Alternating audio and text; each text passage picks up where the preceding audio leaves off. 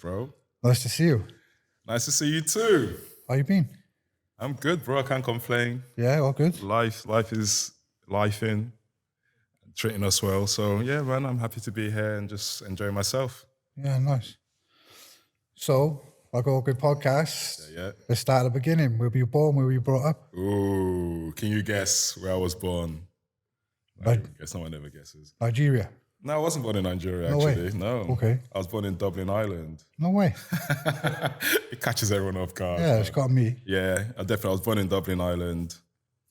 And I think I moved to Nigeria when I was 2. Obviously, I have no memories of it because, like, I moved to Nigeria when I was 2 years old and grew up in the main streets of Lagos, Ajegunle, Nigeria. So how come you were born in Ireland? If you need to ask my mum. Yeah? Nah.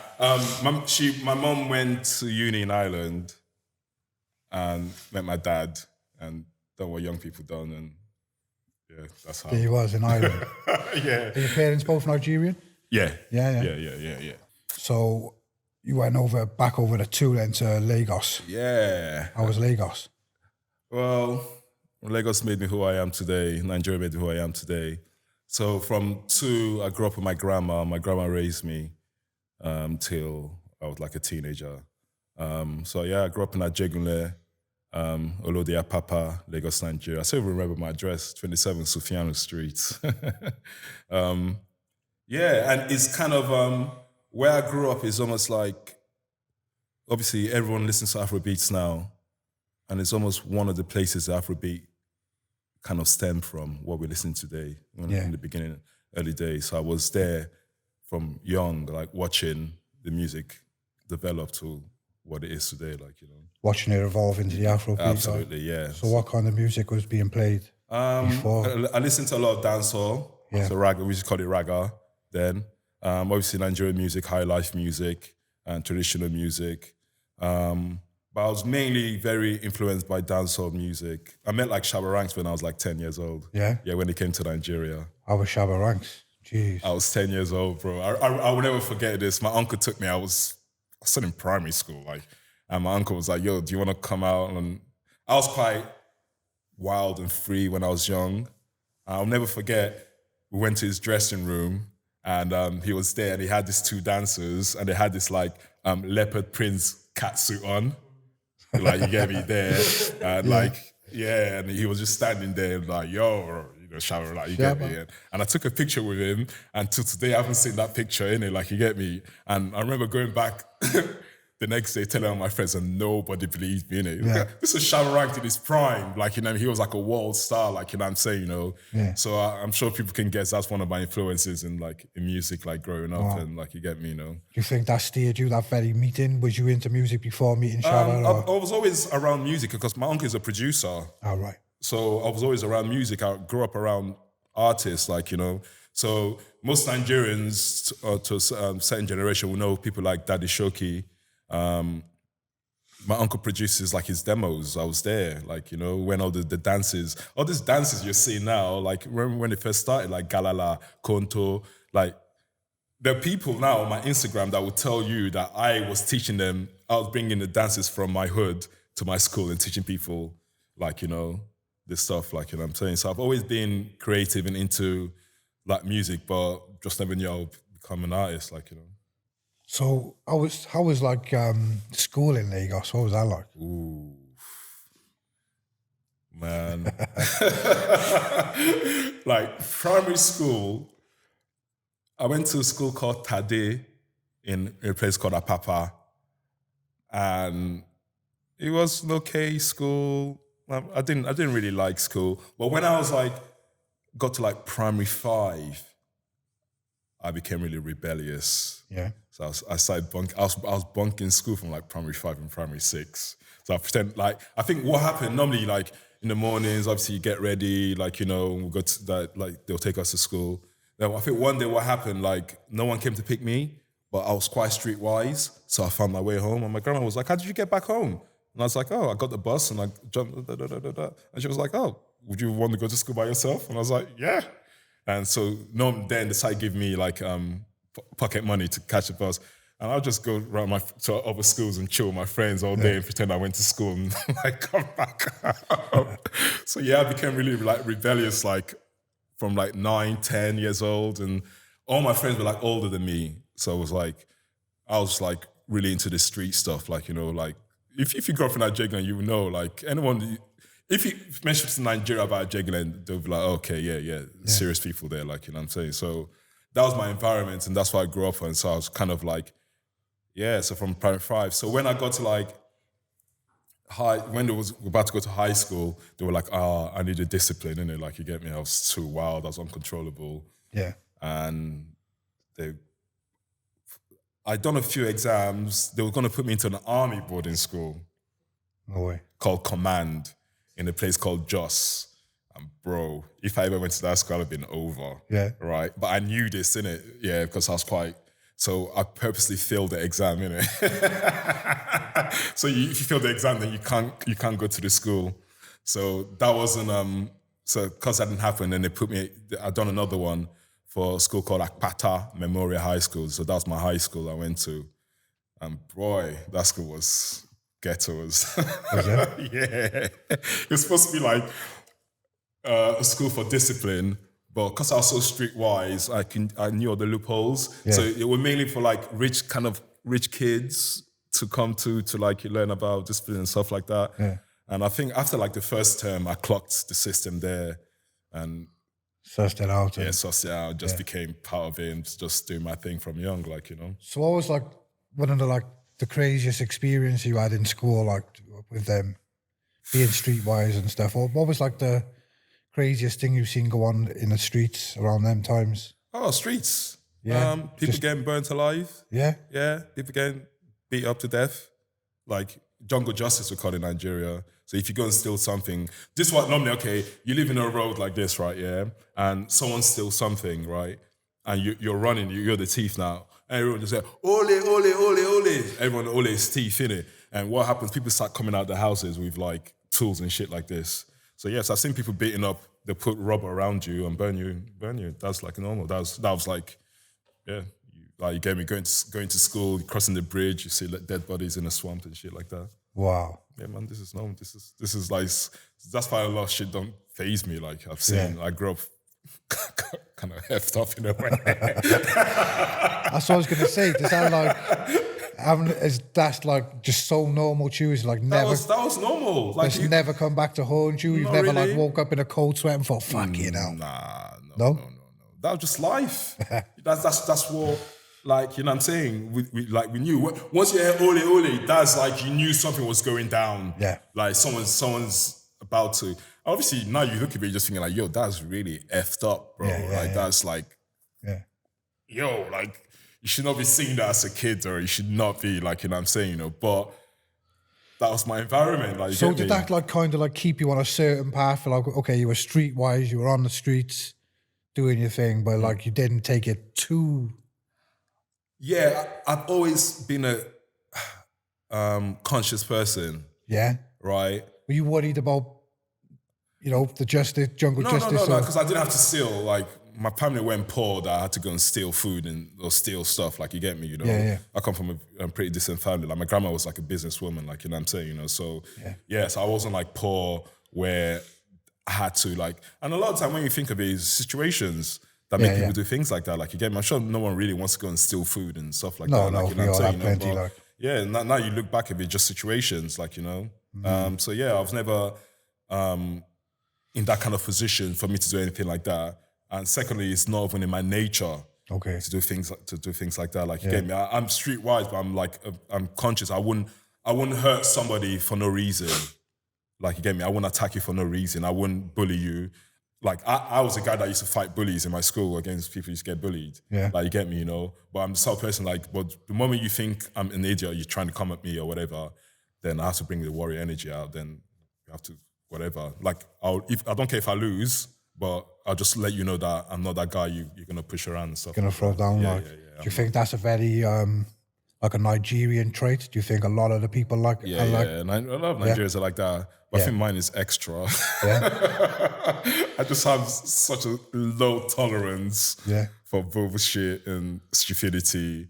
And I was like, because I don't see the need for it. Like, you know what I'm saying? You know, I wouldn't do it to you, so why are you doing it to me? Yeah, that's true. So that's kind of It's a nice way to live your life as well, isn't it? Yeah, It's but it's like, very peaceful, bro. you know, I'm not going to hurt you. Don't hurt me. But if you hurt me, then I'm going to take it to you. Like, Exactly, bro. That's how I am with everybody. But unfortunately, some people think they take kindness for weakness, and that really gets to me. I hate it. I'm thinking like, yo, bro, like, I ain't even trying to hurt you. I ain't even trying to steal from you or whatever. We're just vibing or whatever it is. For some reason, you think because I'm being kind or thoughtful, I'm thinking about you in the process of what I'm doing, that, oh, that means that you have a one-up against me. Like, that's some weak stuff, man. A lot of people, people think that's strength. Nah, that's weak. You must be a very, very weak person to act on that kind of energy and that kind of...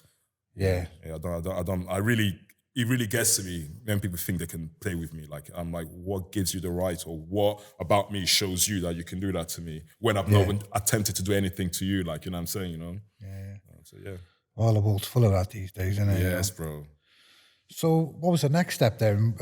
How did you come about moving over to the UK, or what part of the UK or did you go anywhere first? Yeah, no. I think what happened, like, by the time I was like 13, it was just uncontrollable, bro. Yeah. Most of my friends are like 18, 19. Bro, I was going drinking and stuff, bro. Like, chasing women and doing like just hustling. You know, I remember like one of the things we used to do, like, you could steal bottles, like, you know, like Coke bottles and stuff like that. You still steal that and sell it, and in the nighttime just go and buy food and stuff like that, like, you know what I'm saying? So by the time I got to like 12, 13, obviously you were doing bigger stuff, like, yo, let's go to the bar, like, you know what I'm saying, you know? And I think one day I got like so paralytic. I jumped and got paralytic, and I was like, okay, this is enough, like, you know. No, apart from that, my mom met someone and they were like, oh, they want me to school and like carrying on my education in the UK, just for me to calm down and just give me a whole different perspective in life, a different perspective. And I didn't want to come. No? I think I was there with my grandma. I was living my life. I was running my thing. Like, you get me? Just, you know. So I was happy. So what happened? Obviously, I grew up with my grandma. So during that period, I had to move in with my mum. She lives in a nicer part of like Lagos, and I didn't like it there because I was just so used to this environment, and everybody knew me. I knew everybody like in the area. Like, you know, so I could walk anywhere, you know, and fine. But when I moved, where my mum lived was a bit nicer, and it was just very like close and stuff like that. So I didn't really like it. So I ran away from home like there twice. I went back to my grandma, and I was like, I'm not going. Then one day, I was chilling with my friends. And I'll never forget when someone came, was like, yo, your mum is here. And everyone kind of knows my mum can be a bit gangster. And I was like, damn. And so they want you. So I went home. I went back to my grandma and they were like, oh, okay, pack your bags, for like going. I was like, I'm not going anywhere. I remember mom started chasing me around because my grandma had like a compound. It had like mango trees in the back, pawpaw trees in the back. And I always used to climb the mango tree. And I remember running around and I climbed the mango tree and it's like, da, da, da, yes, boy, da, da, da. And the only person that I listened to was my grandma. Yeah. So if you ever wanted to get me to do anything, you go for my grandma. Yeah. So my grandma was like, leave me, let me speak to him. Came down, and she took me upstairs. I'll never forget. And just sat down and was like, this is for your own good. You know, like, you're hanging around here and hanging around all these people. There's no future. Like, you know, and knowing that you really enjoy all this street stuff, it's not going to beneficial to you. And she was like, oh, don't worry, you're gonna be coming back home anyway, every holiday and stuff like that, and blah, blah, blah, blah, blah. Yeah. And I think that's when I just like, okay, is that what mama says? Then I guess that's going to be the right thing to do. So yeah, and that's when I left Nigeria. I think like a month after that, that's when I left Nigeria. Yeah. Yeah. And where did you land first? Okay. When I left Nigeria, Eastbourne. Who's in Eastbourne then? Family? Not my family. No? Like the guy my mum met, I think they had the place in Eastbourne. Right. So that's why I went there. So I went to Eastbourne. I'll never forget. I went to Eastbourne. Then I was there for a week. And I went to Norway. Went over to Norway then? I got a family. I got my auntie lives in Norway. Okay. Yeah, my auntie, one of my aunties I grew up with in Nigeria, she lives in Norway. And I was in Norway for like a while. Then I came back to Eastbourne. Then that's when this school. So obviously during that period, they were finding schools, and they found a boarding school in Surrey. How was Norway? Cold. I remember, right? Think of this, right? Yeah, I just came from Nigeria, right? Where it's just hot, 24/7, every day hot, whatever. Came to England. I came to England in January, so that's cold, right? Yeah, January is a cold time. I said, okay, it's pretty cold. Then I went to Norway. Yo, I remember once I was going to work with my uncle, and I just froze. Yeah, I couldn't move. It's just like. It's like I can't, like, you know. Then I put him in a taxi and take me back home and just put the heating on full blast. Wow. And I was watching like Fresh Prince of Moesha all day, like and stuff. Yeah. I remember that, like, you know, it was cold, but people were friendly. Like from my, but I wasn't there for too long. I was there for like a month. It wasn't.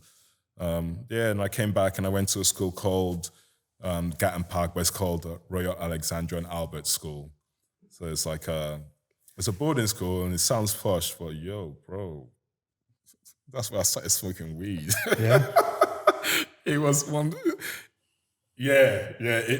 I learned a lot of badness in that school. Like, you know, not badness. I was already kind of streetwise, but obviously now I'm in the UK. I had to I calmed down in it. I'm in a whole new environment. I don't know what's what, how's what, and but I remember the first week I had a fight. In your new school? Huh? In your new school? Yeah.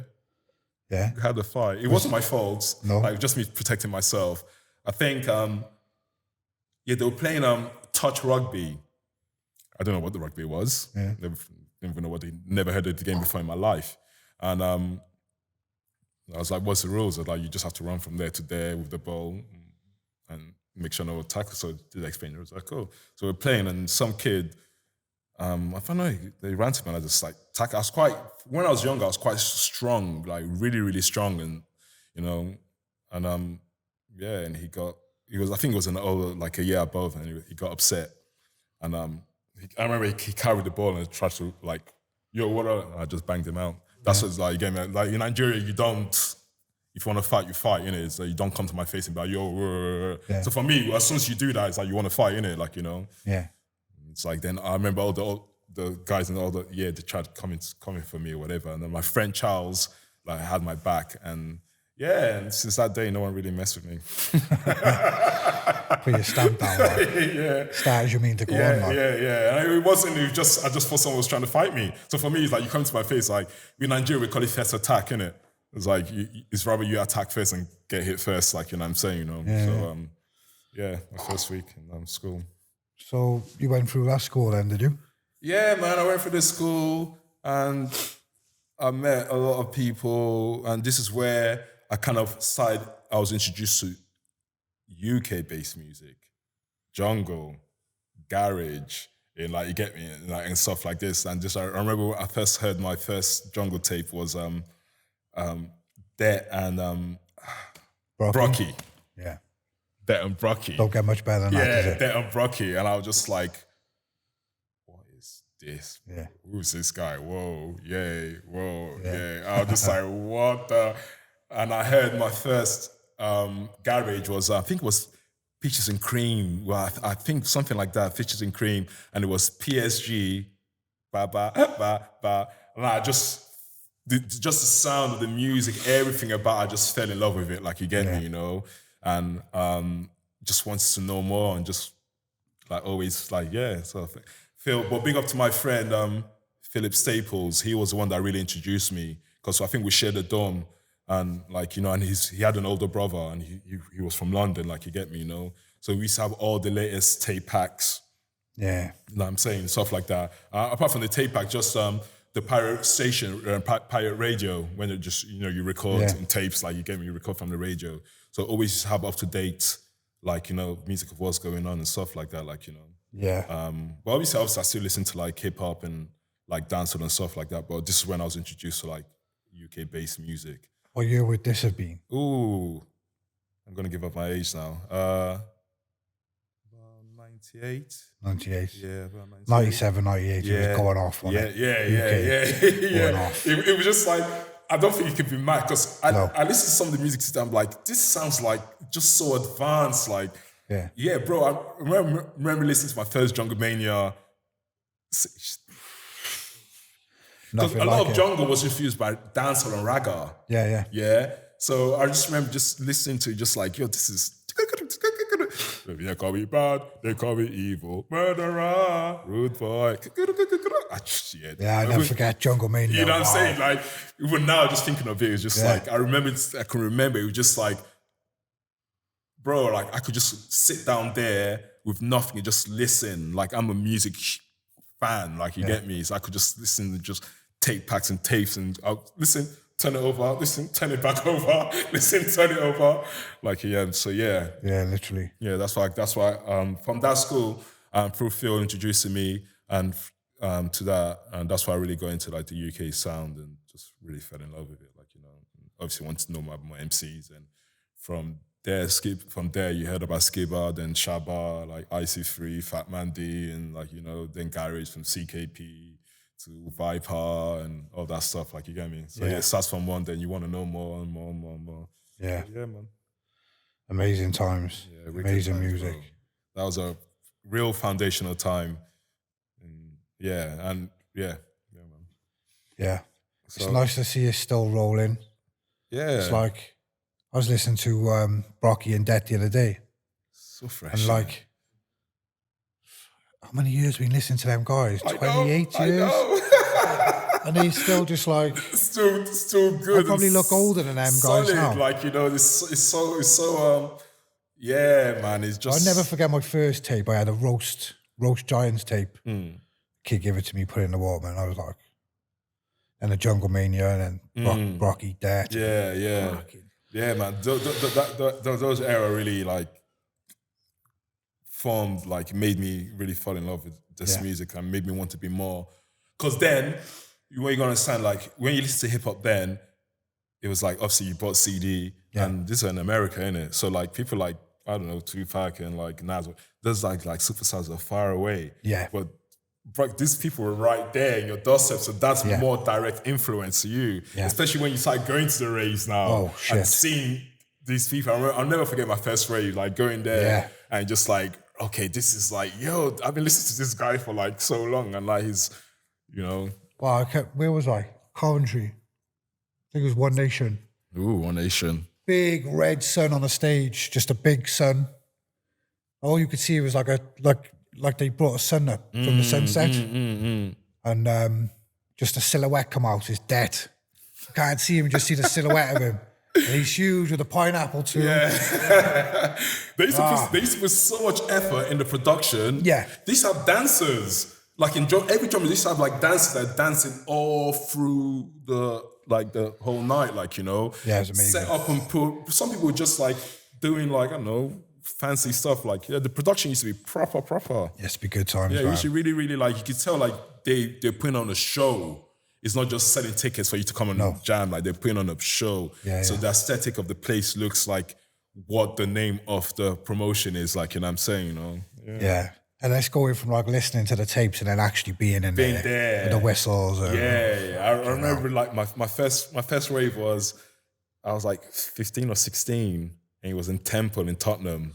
Yeah. Yeah, in Tottenham. We were just like, it's like walking to the Holy Grail, like, And I remember it was EZ and Viper. Don't get much better than that either, does it? Blew my mind away, bro. EZ was a killer. EZ, I don't think people... EZ... see then, when you went to garage raves, you had to dress nice. Yeah? Sometimes you wouldn't even get in with jeans. No. You had to wear trousers, bro. Like, you know what I'm saying? So you're going there, everyone's like Pat a Machine or Iceberg. Obviously, I didn't have that, but like I used to borrow my friends, like you know, Pat a Machine or Iceberg, Versace, and remember they used to put like they'll leave like the logo on and stuff like that. So it was like a proper like sush thing, like get me, you know. So I mean, I was not getting into no garage raves, no garage raves whatsoever.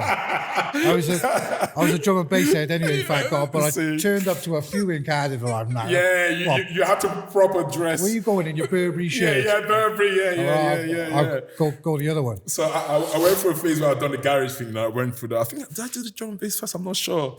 But yeah, you went through the both phases. But my first garage rave was in definitely Temple in Tottenham. And it was just a wow experience, like wow. Yeah. Like, I'm like, lyrical, if for doing this thing. Then I went through the drum and bass jungle circuit. All right, went through there, Bagley's, Elephant and Castle, and what's it called? Ministry of Sound, Elephant and Castle, Bagley's in King's Cross. A few. All the raves, One Nation, Telepathy, like, you get me? Yeah. And the thing about me, like, what people need to understand, I was raving on natural. I wasn't, no drugs, no alcohol, just me and the music, like, you get me? Like, and I'll be there till like 6 in the morning in the front jamming. Yeah. Like, that's how much I love music, like, you get me? Yeah. Sometimes I used to go on my own, just me, 17, just so like, yo, So Solid is in what's that, in Vauxhall, Coliseum. Like, what? And I'll literally only have £20, yeah? And I'll bunk the train, pay that £20 to get in, yeah? And I don't know, go to the bar and ask for tap water or whatever. And that's it. Yeah. And I'll be fine. And I'll just be there, listening to all the sets and just jamming, going to the rooms, whatever, because I just love music, bro. Like, that's some pure love, isn't pure it? love. Like, never drunk, no alcohol, no drugs, no nothing, bro. Just my mind, me, just how I am, like this in a rave, jamming. And I'll be one of the last people to leave. Wow.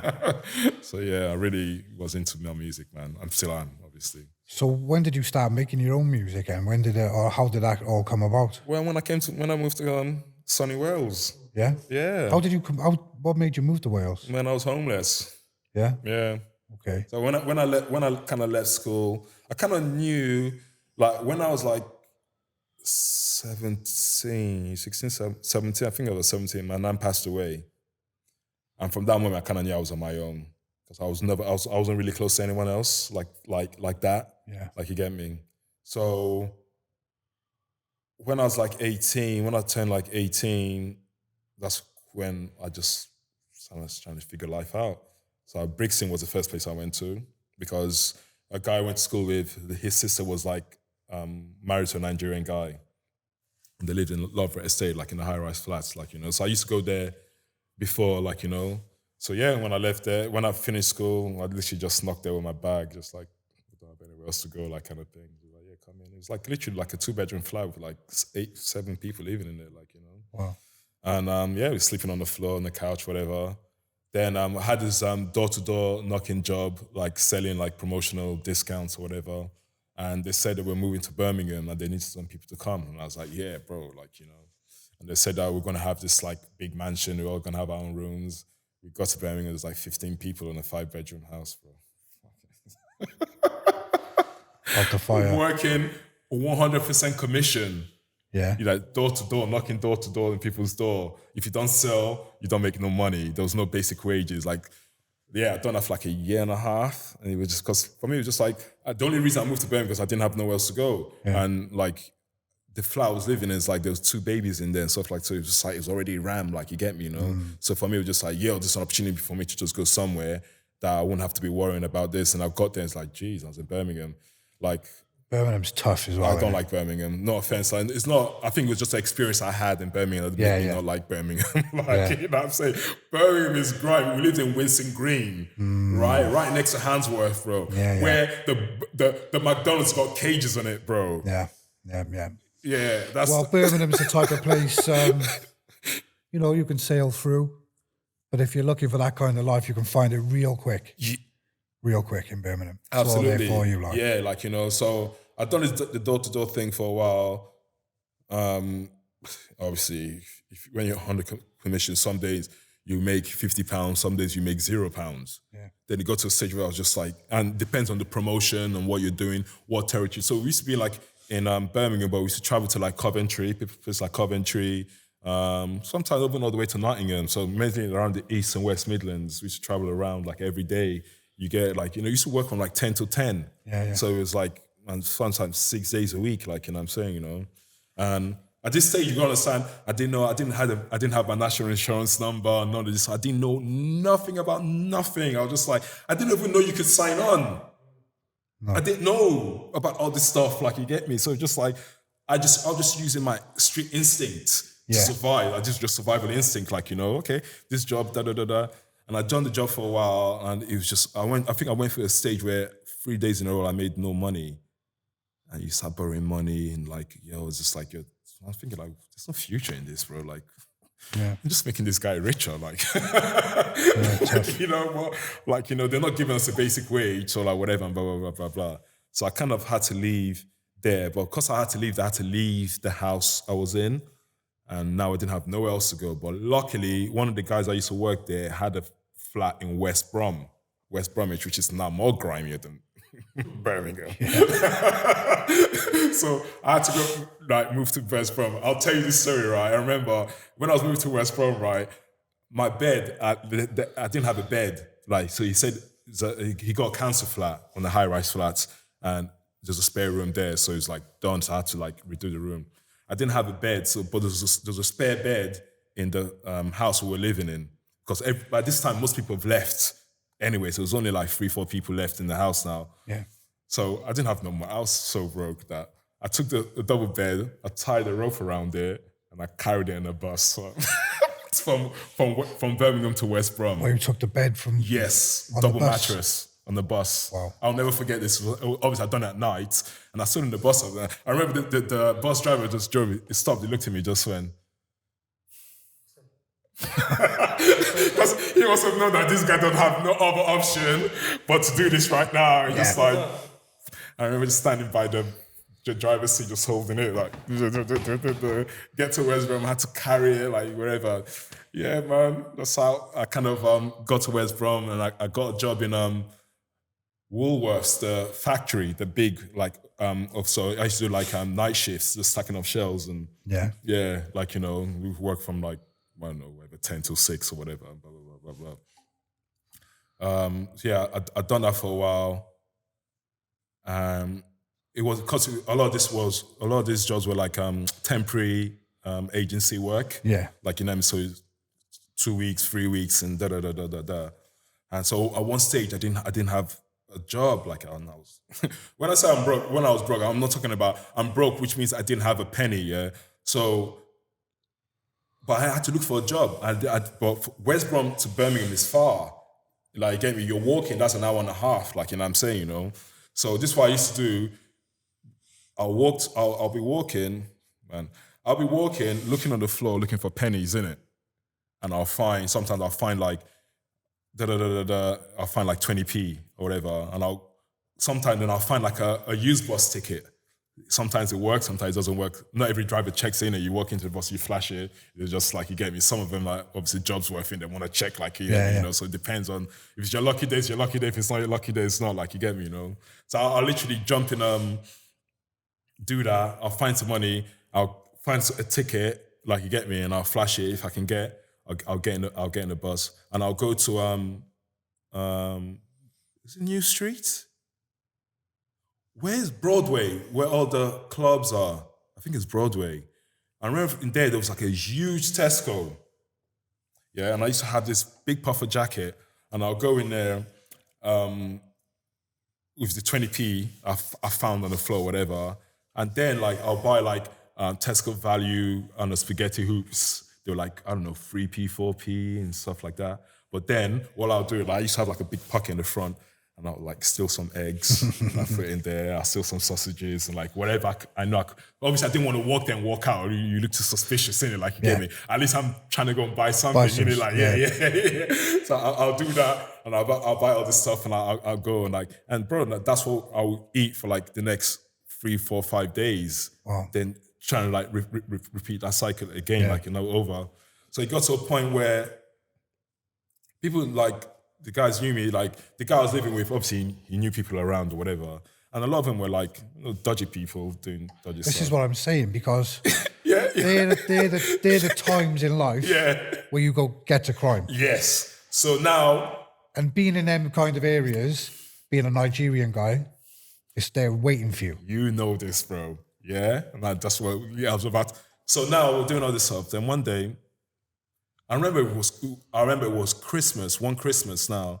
And I was like, I woke up on Christmas. I was like, it's Christmas Day. Like, I goes, everybody in Nigeria thinks I'm probably living a life in the UK now. It's Christmas Day and I don't even have no food, bro, on Christmas Day. And I remember that Christmas, we went, the guy Wesley, I never forget his name, he's like, oh, we're going around my friend's corner. And I went there. And obviously, they had tables with like snacks and stuff like that, whatever. And this is what I've done. I'll get the stuff here. I'll go there. I'll take some sausage rolls and like some whatever rolls and I'll put it there and I'll put it in my pocket and I'll take that. And that's how I ate that Christmas, bro. And I just felt like, I can't do this. And then the February was my birthday. And this how I left. This is how I left Birmingham. So now, at this stage, it's dodgy. This flat was dodgy. Everyone was dodgy. People were growing weed downstairs. This was before growing weed was a popular thing. Like, people were doing this, whatever. And these guys were planning a robbery. And they asked me if I want to be involved. I was just like, yeah. At this stage, right? You've got no choice. I have no choice, bro. Right, you get me? They're like, yeah, like no one really knows who you are, so da. It's so and tempting, blah, blah, blah, And I was like, yeah, cool. Like, you get me? Yeah. Like, it's really not what kind of person I am. Yeah, it's not your choice. Yeah, it's not my choice, but it's just a situation I'm in it. Like, you get me, Yeah. And they're like, yeah, you're big, like, you get me, you can. I was like, all right, cool, yeah. So I was on it, ready. Where's the thing? You get me? They'll come to the flat. They'll discuss what we're gonna do. Like, you get me? So we're not gonna rob. It's like robbing dodgy people, like kind of thing. To discuss like what was gonna happen. Like, yeah. Everything was ready. Like, you get me? I will never forget. On my birthday, somebody gave me. I was downstairs and it's like, yo, can you give this $5 to Wesley? And I swear to you, I'm not gonna lie to you. That was the first time I'd seen a $5 like in a month, bro. Can you give, he owes money to Wesley, and I've seen that money, yeah. And I was just like, this is my birthday. No one knew it was my birthday. I went to the chicken shop, and I bought chicken chips for $1.99. Yeah, I bought like $1.99, and the rest I went to the payphone, and I called my auntie. She's not really my auntie, she's white, but she was married to my uncle. Yeah. So I call her auntie anyway, but she lives in a village off Leicester called Oakham. So I remember, I was just like, okay, this could be my way out. So I called her and I was like, Auntie Debbie, Magnus, how you doing? And I was like, oh, it's my birthday. Oh, happy birthday, what did you get? And And I got so much pride that you wouldn't know if I'm going through nothing. And at this stage, I just like, bro, I have to just say something, like, I just like, I said, what do you get? I just like, I'm homeless. I don't have nowhere to go. I just had to break it down. Like, and she goes, Mags, I don't have much, but if you can get yourself here, there's a couch for you. Like, you get me, And I was like, I don't really need you to say no more. Like, you get me? I was like, thank you. I dropped the phone, went back to the flat, packed everything I had, which was nothing really, into this I'll never forget, yellow and blue Adidas bag. And I put everything in there. That's how I left. I just literally left. Gone. Found a ticket, managed to bunk the train a bus from West Brom to Birmingham, snuck in Birmingham New Street Station, sat in the toilet from Birmingham to Leicester, from Leicester to Oakham, and that's how I escaped probably getting into a life of crime and into that darkness that probably really just, once you get into it, the hole just gets deeper. So like the robbery was on, then the guys give you the $5. Blessings, like. It's the best thing, bro. I seen that £5 as my way out. Yeah. And I literally left. I remember going to Leicester and we were just walking around the house, just like seeing just a normal house. Well, not even a house, it was a flat, but just having a couch and warm. Nice. It wasn't the night, but it's just like, this is so much better than where. You can start something. Yeah, I could start something, bro. So from there, I started, I got a job in the local factory, sucking up clothes and boxes and stuff like that. I was there for a while, and from there, I moved back to London for a bit. I moved back to London. I was doing some dodgy stuff. I had a bit of money, and I almost got caught. I'm like, damn, okay. Maybe this dodgy stuff is not for me. And I moved to, I moved to a place called Wokingham. It's near Reading. Yeah. For like a little bit. And it got to a stage.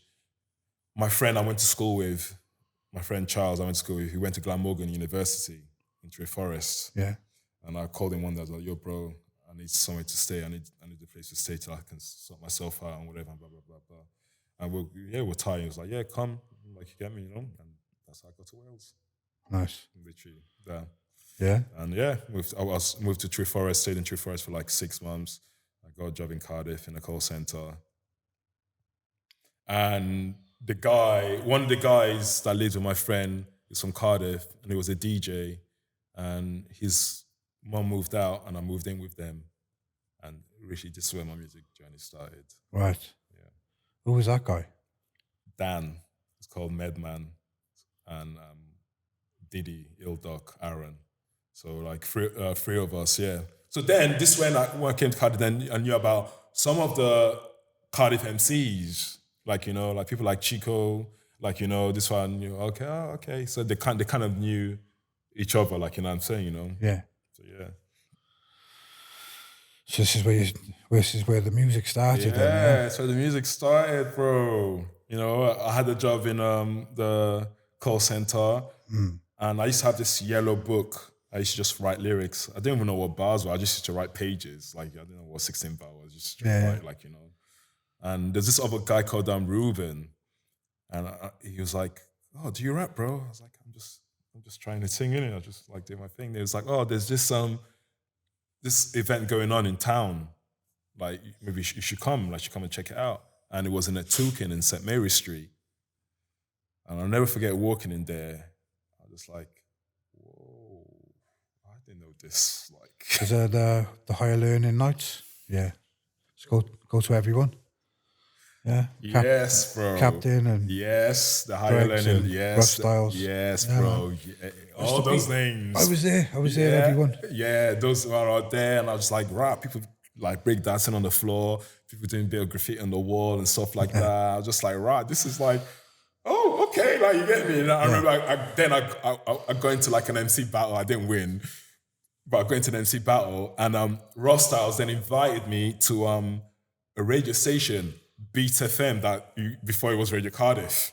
It's called Beat FM, right? So he invited me. So, oh, we like your style. So that was the first time I ever really got on stage and rap. Obviously, before I used to do like MC, garage MC, kind of, inside. Like, you get me with your friends in the bedroom and, I don't know, in a club here and there. But that was the first time I actually got on stage and actually proper rapped. So for me to get that reception straight away, do you want to come to a radio? I was like, what? Oh, you want me to come to a radio station? I was like, yeah, of course, bro. Yeah. You know, so they invited me to Beat FM.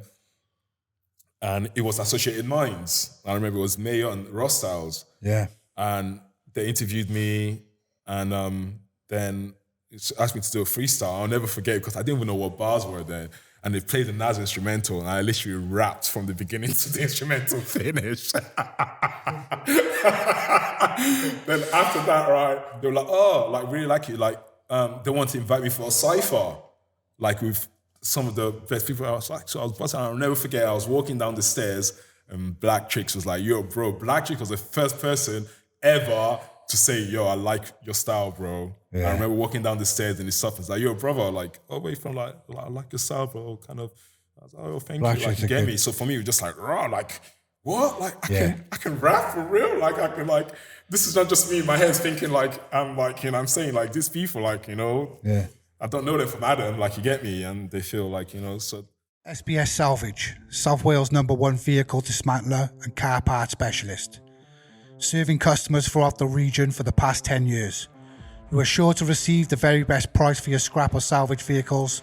Just check out our websites, Scrap Car Cardiff, or even sbssalvage.com to get an instant online quote.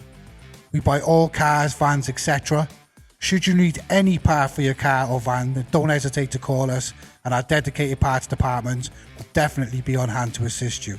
We also offer the very best prices for copper, brass, lead, aluminium, and all other types of metals. Just give our friendly staff a call on 01446 421 034, Monday to Friday 9 to 5 or Saturday 9 to 1 to receive a price, or come down to our depot in the rear of the unit, 7 Redrup Business Park, Cardiff Road, Barry, CF63 2QW. We also don't just buy cars and sell parts. We also sell part-worn tyres at the very best prices at our depot on Robbins Lane in Barry, CF63 1QT. Call us Monday to Friday 9 to 5 on 01446 701 515, where we will assist you in any way we possibly can. It's very much like that though, the Cardiff hip-hop scene. It was so united. Like, Yeah. it was so they just embraced me for no reason. Like, you get me? It was just like, I was Yeah. like, oh, okay, cool. Full of good people. Good people. Open Like, minds, open hearts. to today, I see any of them. Bro, he didn't know that. And I told him, like, last time I seen Black Tree, I was like, bro, do you know you're one of the first people to actually compliment me and tell me you like my style? Like, because that really boosted my confidence. Like, you get me, and stuff like that. Like, you get me? So, yeah, this were like all good people, like, Yeah. But obviously then, where I lived in, then that's when I started doing more grime stuff instead of hip-hop. I started with hip-hop, I was doing more grime stuff because of the guys I lived with. They just got like Fruity Loops then. Yeah. They get a cracked version of Fruity Loops, like, you get me, Yeah. and Reason, cracked version of Fruity Loop and Reason. So we're just making like beats. So from when I started making music, I started making original music from start. So we'll do things like get, the Sunday Times on Sunday, they used to have like classical CDs. Yeah. So we'll get that sample, sample stuff from there, and like kind of make beats from there, like, you get me, and yeah, man. For me, but then I had a full-time job. Yeah. I was working full-time, and bro, I would literally work 8 to 4, 9 to 5, and the rest of it is just I'm in my like bedroom, just like writing lyrics and stuff like that. Even at work, like I'll be like on the phone trying to write lyrics and stuff. I was just like, for me, that was like the first time in my life, like felt like I was really good at something, apart from sports when I was in school. So that was one of the first time I felt like I was really like, yo, this could be something. So it was just a passion, bro. I just enjoyed it. And just a reaction you get from other people as well, like, yo, like, we like this and that. Then obviously I was trying to develop my style as time went, like, So yeah, man. So yeah, then I obviously started a crew called Brotherhood with me and my friends. So it was like, on one stage, it was like 7 of us. It wasn't just MC, it was like DJ, producers, MCs, like, it was like a collective of people, like, making, I love making music. But 3 of us, we all lived together in the same house. So that was like the headquarters, like, what I'm saying. Yeah. And yeah, man. But things move quick, like, yeah. I got a picture. We were the first people to book Skepta to Cardiff in Wales. Yeah. And Skepta and Cameo, DJ Cameo, they launched my first project, mixtape. A very long time ago. I remember them, Skepta was like £500, bro. Was he? Yeah. Wow. Yeah. Skepta 500. Yeah. Yeah. I got a picture. I've got a picture with all of us, like my crew, Brotherhood, Skepta, Cameo, and everything. It's in my phone somewhere. Oh, nice. And so that's what I'm saying. It was always a advanced thinking, like, so we done our mixtape, all original music, and we sent it. I remember we gave it to Skepta, Cameo, and I think Cameo gave it to his producer at One Extra, and they invited us to One Extra, and that was just like, no way, the greatest thing ever, like, you get wow. me, we got invited to One Extra, and we went 2 cars deep, like, you get me. I remember then, who did we meet that day? Terror Danger, Devilman, Miss Brat. They were walking out of the studio, like walking in, like, you get me, and we were the special guests for that show. We had like 2 hours for ourselves. So it was the Pirates sessions with DJ Cameos every Saturday between 1 and 6. Yeah, on One Extra. And they give you a 2 hour? Yeah, they gave us 2 hours. So I think an hour was for like interview and stuff like that. Yeah. And the rest was just like mixing MCing, like 2 DJs and me and my cousin. My cousin there was only 14. He was like doing that. So yeah, man, that's how we kind of got into the scene in Cardiff. Oh, sick. Yeah. So how did you meet Stagger? Ooh. So years of I was doing my music. I met a few other producers. And I worked with them. I released a couple of other stuff. And around 2012 or 13, I had this idea for my Pigeon rap. So I think I was making music for a while and I was like, where is this music going? What am I doing all this for? Like, what's the connect? Like, you get me? Because the artists I looked up to were people like Fela Kuti, they stood for something. Even people like Tupac stood for something. Like, you get me? Every artist I kind of was drawn to had a solid, you know what I'm saying? They stood for something solid. They didn't shake, like, you get me? You know? And one day I found this documentary, or someone posted a documentary about the history of Nigeria. And I remember seeing it was like 3 hours. I ain't skimming watching nothing for 3 hours. But I was just like, yeah, I watched it. It just changed my whole perception. I just knew that, Then I went to the Chapter View cinema in Canton to watch the Finding of Fela, this documentary there. And I remember I walked into that cinema and I watched the documentary. And in the end, the light came on and I looked at it and I was like, this is Fela Kuti that I grew up with in Nigeria. And I'm the only black person in here. All these other people don't know this guy, want to know about this guy. And I said to myself, if I can have 10% of this man's courage, nothing can stop me.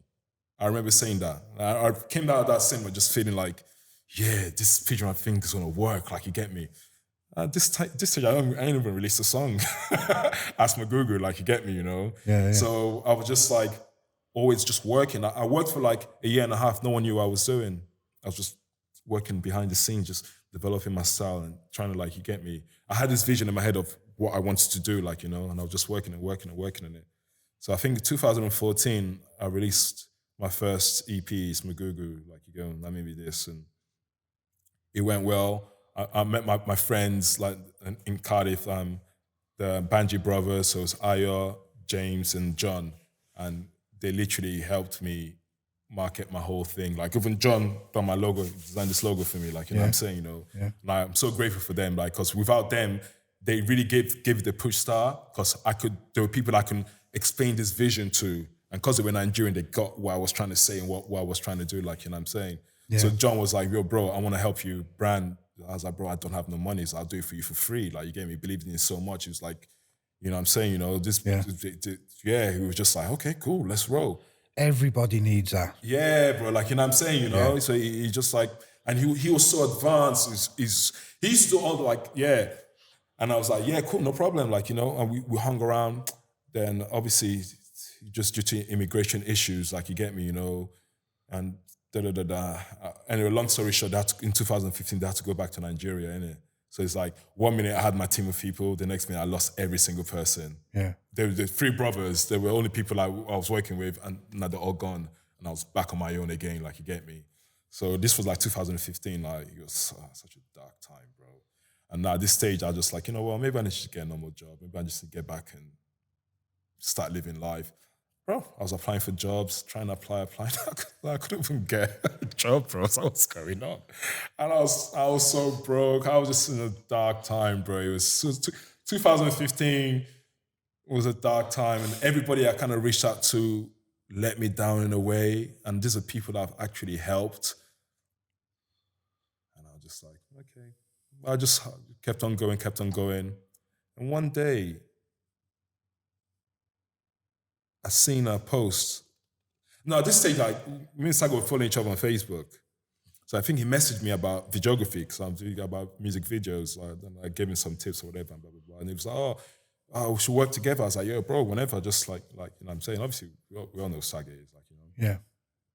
And one day, like, we were following each other on Instagram. He posted a picture of his studio with some new equipment he bought, whatever. And I was like, oh, nice studio, bro. Where's your studio? He's like, oh, I'm on Richmond Road. And I was like, get out of here. I live on Richmond Road. Like, there's only one Richmond Road in, like, Cardiff, really, innit? Like, yeah. And it was literally, his studio was just literally 5 minutes walk from mine, like, you know what I'm saying, you know?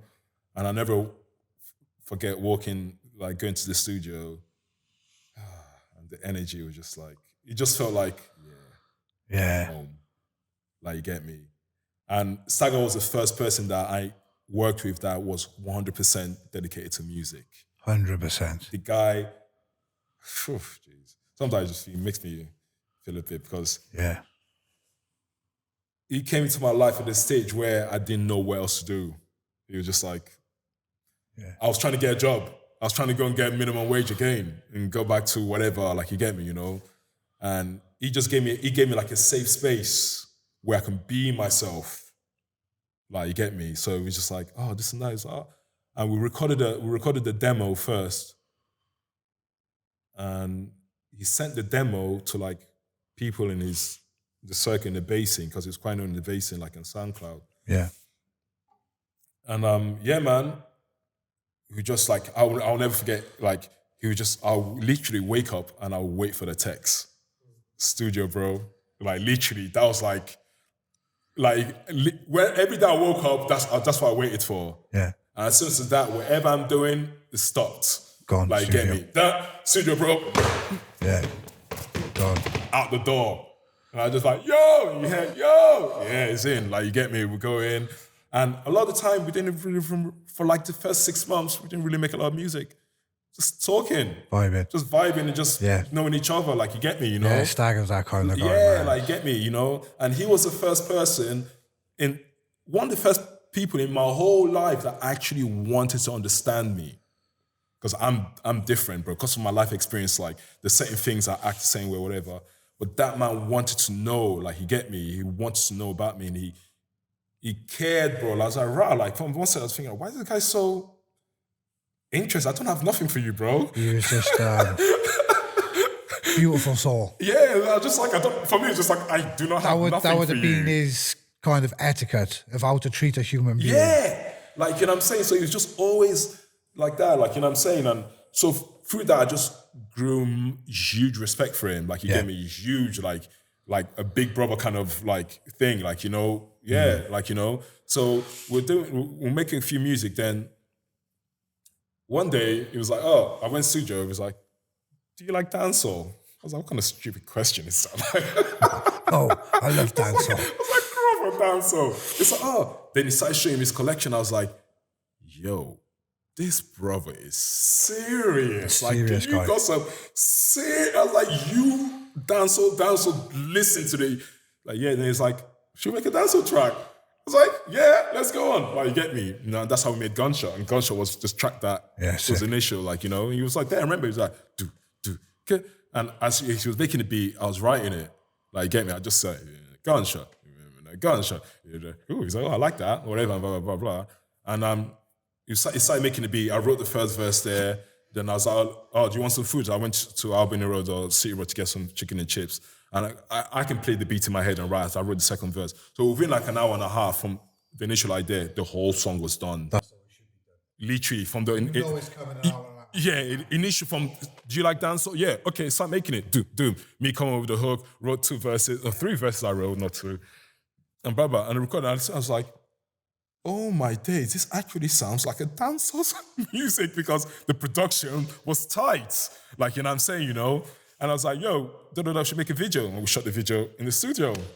Done the barbecue. Like, I love barbecue, so I done all the marinading and everything, blah, blah, blah, blah. And just invited people there, hey, come, we're having a party in the studio and barbecue, whatever. Like, you get me, and shot the video. And because he saw how that I finish everything I start, I'm not a half-hearted person, like, you get me, you know? So he just knew that, and he knew I was very open-minded, so he would just chuck random beats at me. He was like, oh, I remember he chucked one that was like footwork. It's like, do you reckon you could do something to it? I was like, well, you're challenging me, bro. Like, you get me? That's the relationship. Yeah. Then I remember I wrote it and Giles Pitson played it. Wow. Like, you get me? It's like, okay, that's why I just like, okay, this guy got a whole different vision that I can't even see. Like, you get me? You know, that I didn't even see, but he had a vision. But then, at the same time, when we made another one that Giles Pitson played, it wasn't Giles Pitson's favorite of the year. Back It Up, another dancehall track. When we made Back It Up, he literally played the whole song for me, yeah? And I was like, the beat's okay. You know, some of the beats can be randomly weird, like, you know what I'm saying? And I found the 4-bar loop, the boom, boom, boom. I was like, bro, this is the first time I was like, bro, listen, the beat is cool, but I goes, you see that 4-bar there? I goes, that's the song. Yeah. And he was like, okay. And I was like, rah, I'm not even a producer. And he's willing to listen to me. And like, that's that moment. That's finally okay. We will get along, because most people should be like, well, it's my beat and rah rah rah rah. Like, you get me, you know. But for him, he said to me, it's like, for an artist to write the best, they must like the beat. So like, he goes, my job is there to cater to you, to produce, to make sure you write the best music possible. Like, this guy gets it, bro. Like, you get me, you know. And I was like, yeah, just look the far and just obviously make a hook and a bridge and a verse. Back it up. I wrote it on the spot there, recorded it. And that's how the music then, through Gunshot, we got booked for France. How did I get booked anywhere?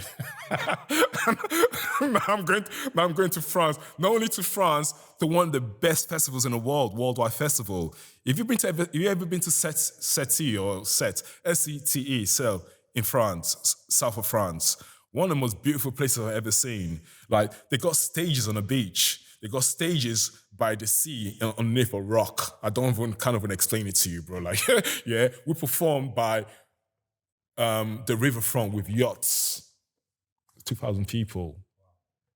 I remember we got to France, like, you know, Stagger, MAGUGU. I was like, is this real? Like, yeah, like, it's like, what? You know, taxi to the venue. Got there, had a bottle of rum, and I just said, right, I goes, yeah, I want a bowl of fruit. I was just chatting rubbish. Got there, a bottle of rum, bowl of fruit and everything. What? I was like, what? This is a real musician life, like, you get me, you know? Went on the set, smashed it up. After finally, this guy said to me, like, you guys should make I goes, you guys are making like a wave in the scene. I didn't know, so you guys should make an album. So I decided, yeah, let's make an album. So we got booked again for France. And before that, I went to studio and Saga, he played the Bullet in the Pen beat. And it's like, he gave it to someone and they didn't like the beat. Wherever he goes, I reckon you could do something with this. And I was like, okay, cool, no problem. So we went to France. I remember the night we come back and I had the idea for it, and I wrote it, and I messaged him next day. I goes, yo, I'm ready to record. So I went there and I recorded the verse. He was like, oh, and he's like, you got a hook? I goes, yeah, I'm not sure I got 2 hooks. And he's like, and I went, yeah, 2 men, a bullet in a pen. And I could literally just see it like that, and he just turned around with the biggest, just literally, let's say that's me in the mic, he just turned around just like, and just turned around like, I was like, okay, cool. He's like, you don't, he goes, I don't want to hear the other hook. It's like, this is the one. I was like, cool. So this was working on an album. I didn't think much of it. And I'd done a show in Oxford and I played it and it went off. And I was like, you guys have never heard this song before. I know that for a fact, like, you get me, you know? And yeah, and that's when Bullet in the Pen just like sort of releases. I knew, I was like, yo, bro, this should be our first single for the album. And released Bullet in the Pen.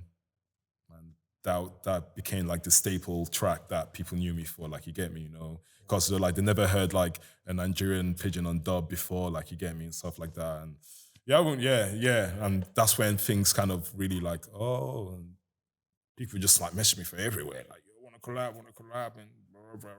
Thinking like, what the rest, like, you know. So yeah, that's the work with Stagger, man, was, bro, he gave me a whole, that's what I'm saying, I always say, he introduced me to this, the bass scene, like, you get me, you know, like, he introduced me, and through that, I just kind of built my own thing. Like, even like with me starting my label and doing my thing, it was Stagger. I remember because I was working with people and just like, the music game is a very dodgy game. There's just the slyness of people sometimes, like, you know what I'm saying, you know. And I remember going to the studio, I was just like, yo, bro, every time I had anything, it was him. I'd go and complain to him, yo, Stagger, rah, rah, rah, rah, rah, rah, rah, rah. He'd be like, yeah, don't worry, bro, just like, yeah. So I remember going, so I was like, yo, bro, these people in this game are taking the piss, bro. Rah, rah, this and that. It's like, just start your label, fuck them. I was like, because that's what I done. Like, then he told me the story of how he started Five Rage and everything and that. I was like, And I was like, what should I call it? Because you already got your brand, Google Gang, just call it that. Like, you get me, whatever. Like, that's when what you gotta understand, right, yeah? He could have been, just released from my label. But he was so selfless, like, you get me, just like, yeah, you do your own thing, like, you get me, you know? Like, yeah, like, you get me. So, like, I've never come across someone that's just so genuine, bro. I think that's why we get along, because he knows I was a genuine person. Whatever I say, like, again, we just have, I learned a lot of patience. This is one thing I learned from Stagger's patience. I was like, bro, you're so calm, bro. Because I'm quite aggy sometimes. I'm like, yo, what are you doing? So through hanging around with him, I learned how to just take a step back and analyze the situation before I approach it. Like, you get me, before I make my decision. So like... Well, I met Stagger when I was about 15. I was painting graffiti all night with Armour. And Armour was living with Stagger and Monkey when they were Optimus Prime. Oh, yeah. So he took me back to the house. And it was all them boys there. And like, first time I met them, they were just amazing. Just amazing people. It's what you're saying, like, Stagger being a calming influence. It's like Armour, that's what he's like to me. It's like, because I can be quite aggy. But when I'm around him, I'm like, yeah. And he's always been that guy to me. Like, he's always been like, nah, like, yeah, Brad's man. cool. Like, yeah, Stagger was such a, like, I don't really get close to people. yeah. Like, rare. Like, I'm a kind of a loner. I like doing my own thing. Most times you see me, I'm on my own because I choose to be on my own. Yeah. Because like people, yeah. Well, in my whole life, I'm not even saying in Wales, in my whole life, like Stagger was one of the closest people I ever was close to. Like really, like genuine. Like I felt comfortable telling him about anything. Yeah. And he would not judge me. No. That's what I mean. All them boys. You get me? You're always trying to find a solution of, this and that, that. Like, you get me, you know? Yeah. So, yeah, it's like a great man. That's what today, wherever I go, I say his name. Like, in my shows, everywhere I go, like, you get me? I sing his name. It's like, his name is never going. As long as I'm active and moving, that name, Stagger, will always be live. And, like, everywhere I go, standards is a standard thing. Like, you get me, you know? Yeah, that's amazing, bro. He's a good man, bro. Good stuff. So what are you up to these days? Living, bro. Yeah? The music life, bro. Yeah. Yeah, I ain't gonna lie, some days, yeah, I just like sit back and just like, how did I even get here, bro? If you know where I came from how I got here, like I'm living off music, bro. I've literally just renovated my whole place. Like, Yeah. that's why I've been doing that all week, or last week. Like this one I had to go and buy a TV this morning, like you get me, you know? And even today when I was like, oh, this is through my music. Like I don't have nothing else for anywhere. I'll just through my music. And it's just like, yeah, man. Like I would encourage or advise anyone to like wherever you got passion in, just stick to it. I know it sounds cliche, and probably me sound cliche, but go and ask anybody. My story is as genuine as it comes. Yeah. People know me. People saw me when I came into Cardiff with nothing. They're still there, so I can't. Do you think lie. you've always been? It's always been your destiny, though. I think it is. Meeting Shabba Ranks, leaving Lagos, Thank you. the £5 note, Thank you. It is. meeting Stagger. Stagger. Bro, everything that happened in my life has led. But don't forget, right? Doors may open, but a lot of people don't want to walk through them doors. Absolutely. You seem like the kind of person that just keeps walking through. I have to. I'm going to keep walking through and I get to where I'm going. Bro, yeah. I don't think people understand, bro.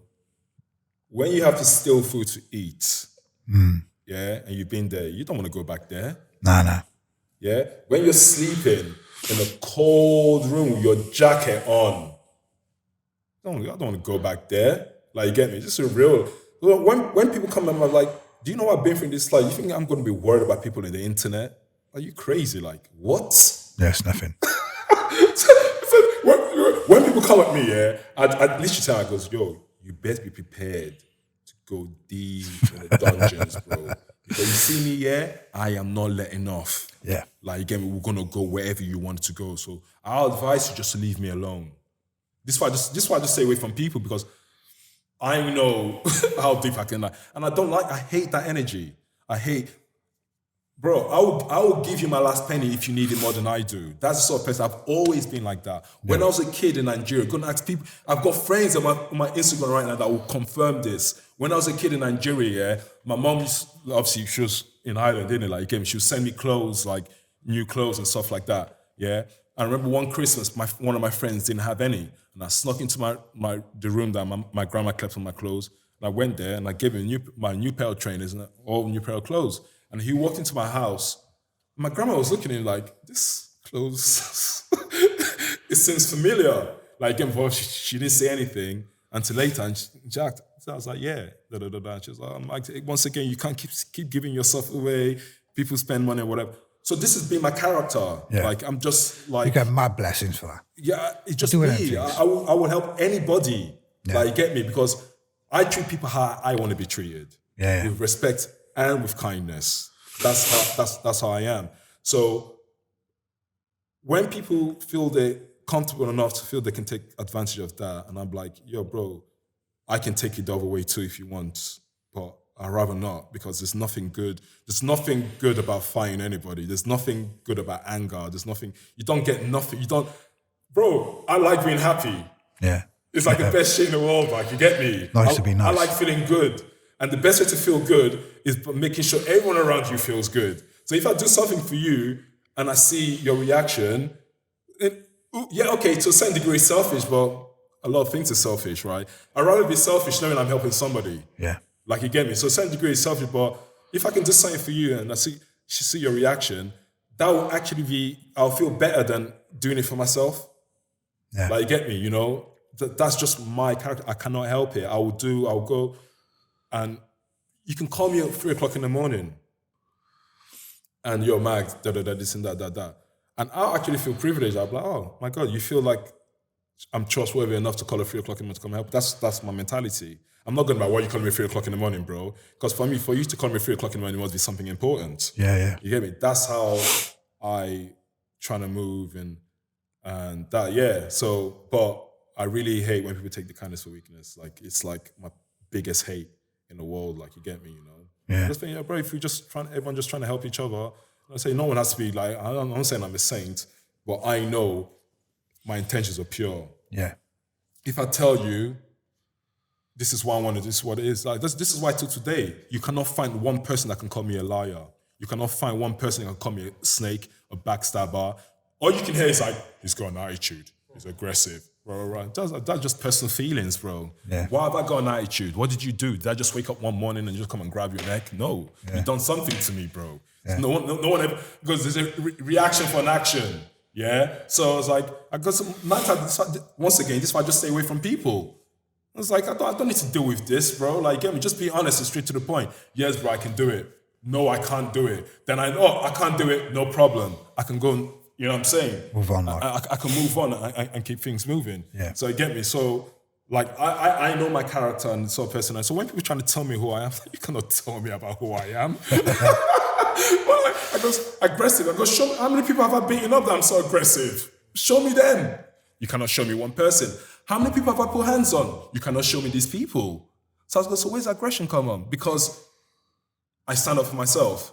And I goes, I can't help the tone of my voice. It's quite, it's quite an intimidating voice. Like, I can't help the tone of that. But you can never be like a shrinking violet to accommodate other people's insecurities. No. So I gotta be me. Yeah, and if you can't deal with that, it's like exactly, you can't bro. deal with it. You can't deal with it. So for me, it's just like no, like you know. I was like, bro, I've not changed once. Everybody's literally the same guy. You treat me well, I treat you well. You come at me, I come back at you. Yeah. Like, it's just as simple as that. There's no. Something about it's like, I'm probably the most simplest person to get because I like simplicity. Yeah. I don't like complications because complications, that's where people hide things in complications. Yeah? The world is simple. Things are simple. Life is simple but hard. Yeah? Life can be hard. But it's not. Life is not complicated, bro. No. It's people that make things complicated. And this is why I'd rather just stay away from people and do my own thing because I wake up in the morning, I make my music, I do peace. I live in so much... I live a stress-free life. The moment I see stress, no, you gotta go. Don't worry. Because, bro, you know, that's why I'm old and I've still got my hair, fam. I ain't going grey. And I'm people I'm like, yeah, I'm still energy, I'm still bouncing around. Like, you get me? Because it's within, it's how you feel within. Like, you get me? I don't need to, like, when people are like, oh, you're this and that, I'm like, no, I'm not. Because I'm a good man, I know I am. Yeah, my action speaks for that. Like, you get me? Go around. I was like, show me the person I've stolen from. Show me. Like, you get me? Recently, I just had a sync with Dubstar. You know Dubstar, the producer Dubstar? Yeah. Everything I do 50-50 with everybody.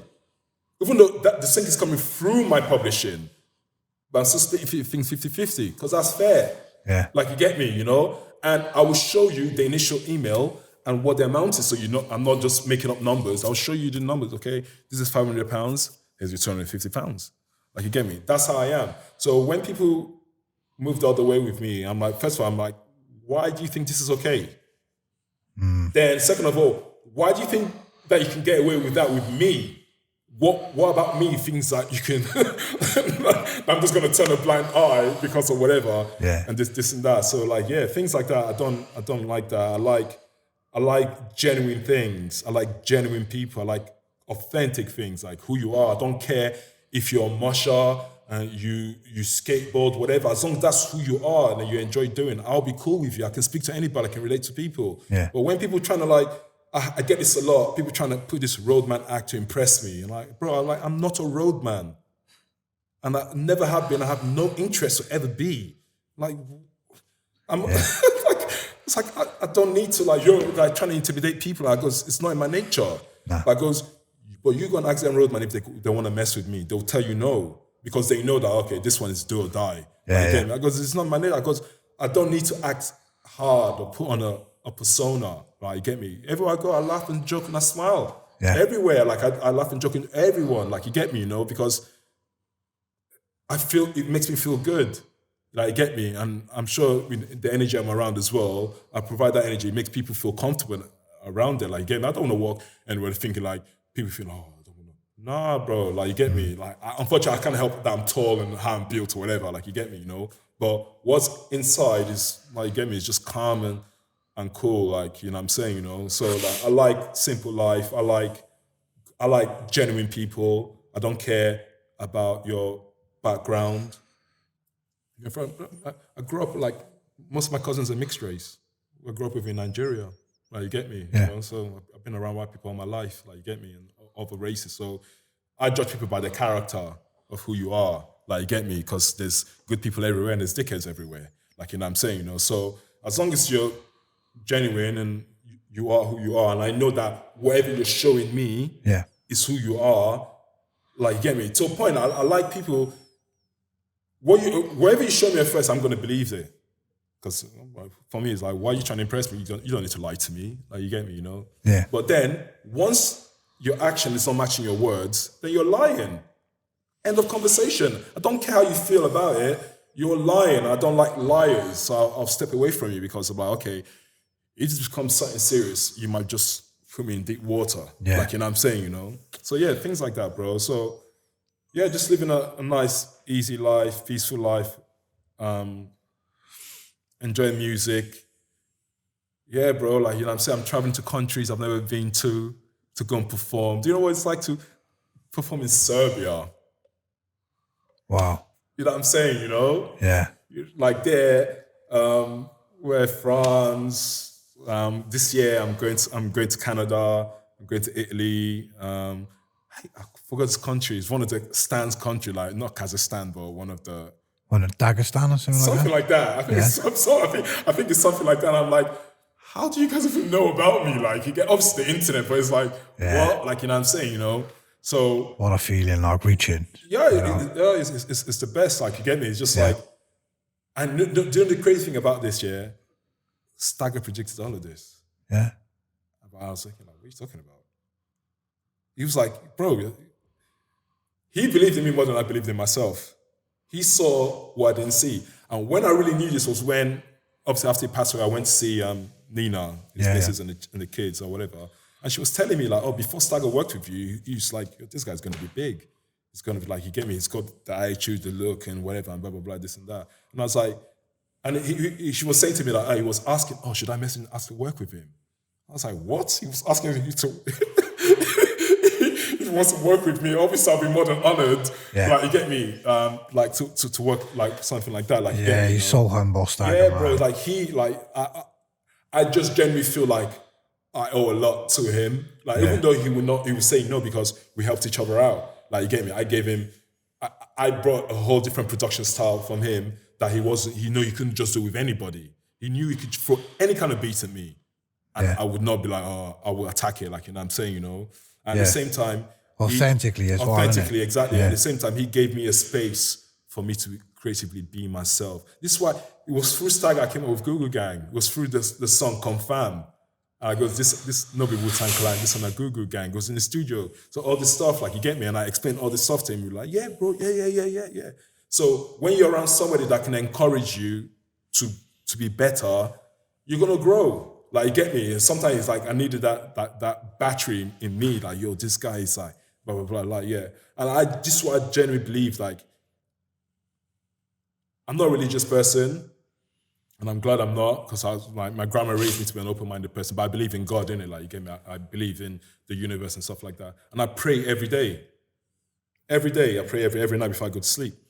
And I pray to God, to my ancestors, to my grandma, and I pray to Stagger. Since Stagger passed away, every single night I pray, he's in my prayers. I speak to him every single night. Wow.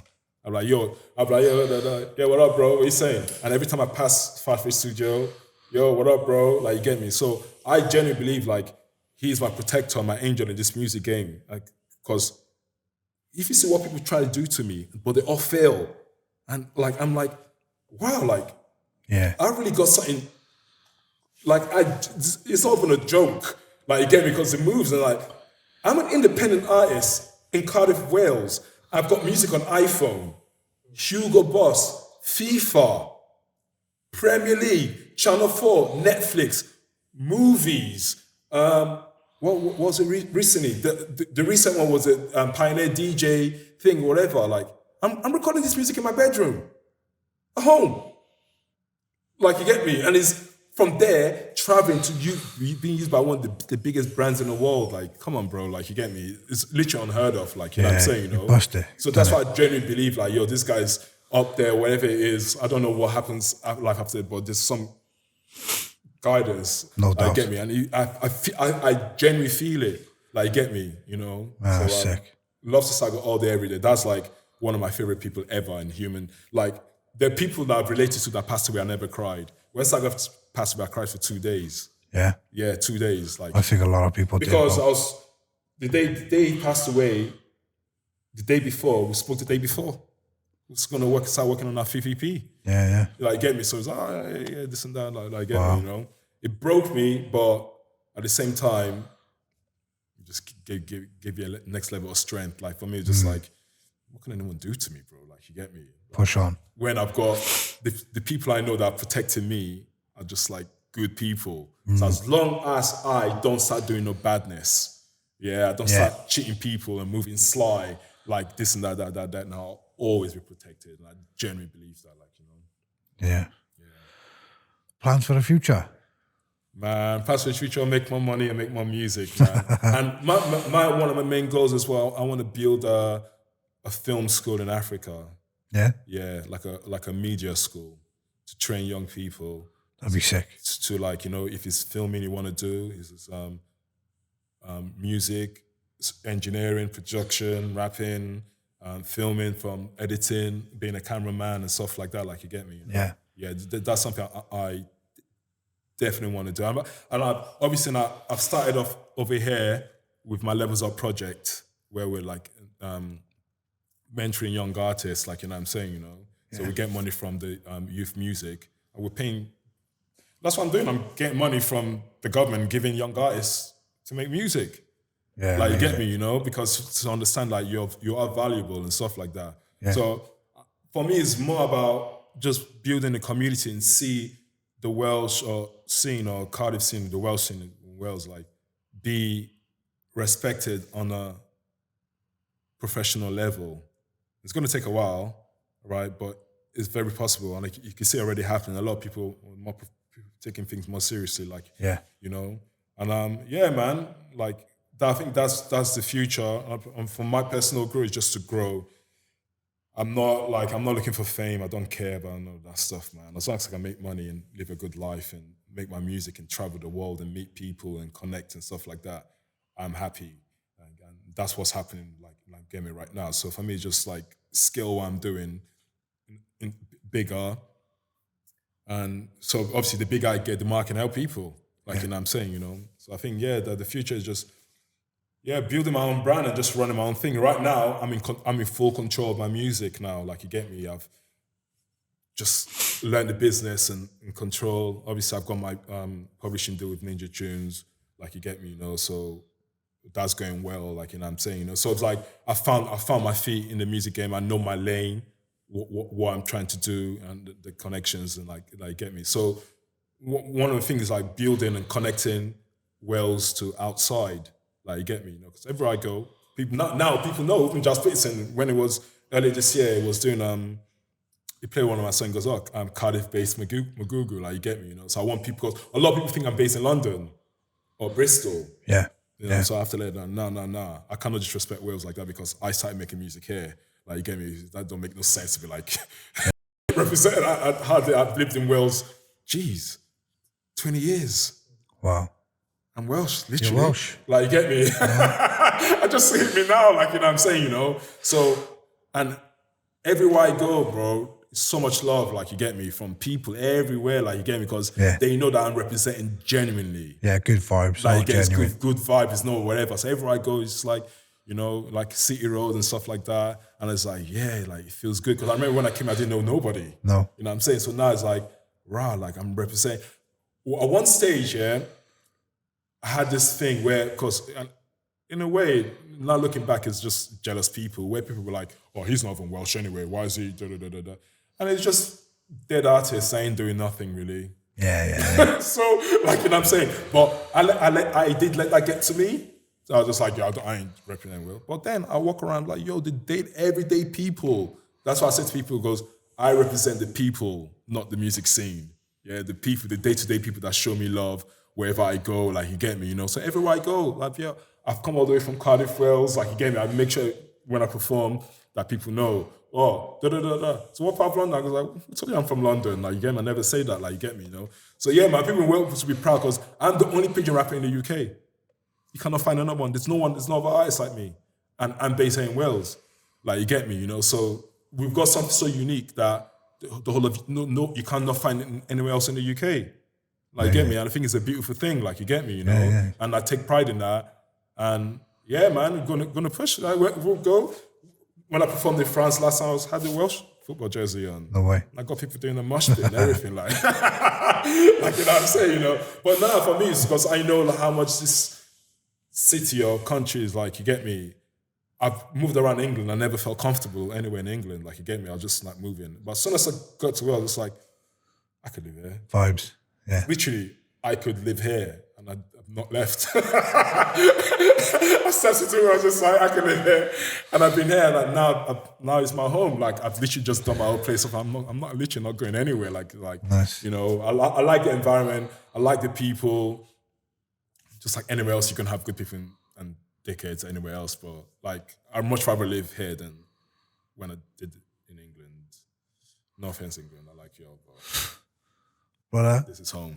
I'm glad you're here. I'm glad you stayed. I'm glad too, bro. And all the best for the future. Thank you so much. Thanks for coming. Thanks for having me here. This is my first podcast, so it's good to have this conversation. Exclusive. In Wales first, and obviously things will get bigger as time goes by. But yeah, man, it's been a pleasure, and thanks for having me. Listen, bro. That's one, bro. That's one.